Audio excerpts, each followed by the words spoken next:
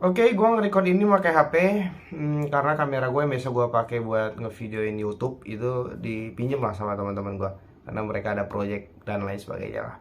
Di sini gua bakal bahas tentang salah satu film yang menurut gua mending ini film gak usah tayang. Mending film ini udah di-cut aja gitu loh.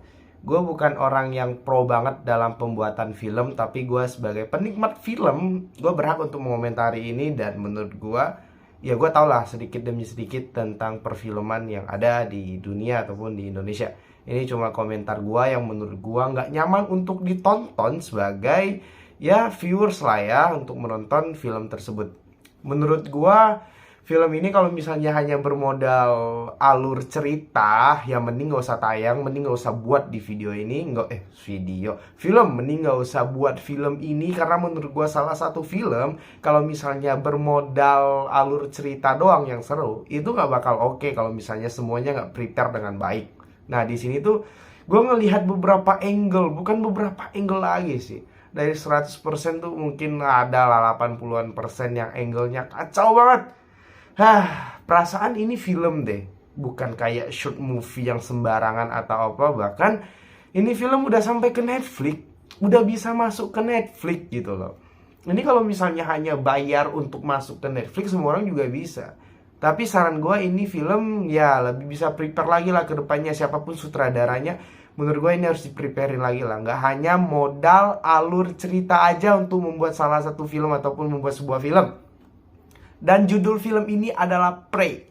Ya, mangsa lah ya. Bukan doa, bukan pray doa, Prey mangsa.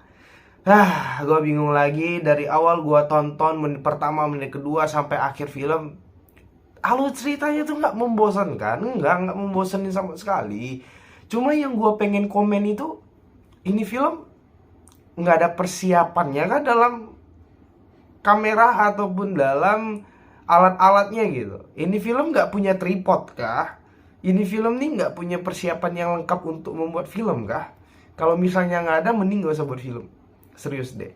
Dalam sisi angle kamera yang goyang banget ataupun yang harusnya diem gitu kan, terus kayak tiba-tiba goyang, risih nggak lu?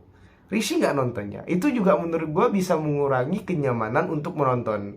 Ini menurut gue kalau misalnya dari sutradara, bukan sutradara sih, mungkin dari perlengkapannya ya. Dari perlengkapan perfilman tersebut, kamera masih goyang, kamera nggak stabil, itu ganggu banget sih sebagai kenyamanan menonton kita untuk menonton film itu tuh menurut gue ganggu banget buat para viewer. Nggak enak untuk dilihat gitu loh. Menurut gue sih ya, ini yang gue lihat dan gue tonton film ini, it's not good banget dari kameranya. Terus pergeseran kamera dari angle A itu geser gini doang nih, geser gini doang.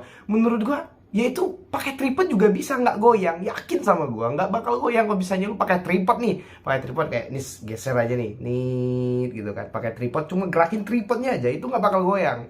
Cuma ini kayaknya dia pakai tangan deh, pure tangan. Jadi tuh mau stay, mau standby, bukan standby sih, mau stay dan mau stabil itu nggak bisa karena masih kelihatan banget goyang tangannya itu kan. Jadi kameranya itu ikut gemetaran, goyang dan nggak stabil kelihatannya.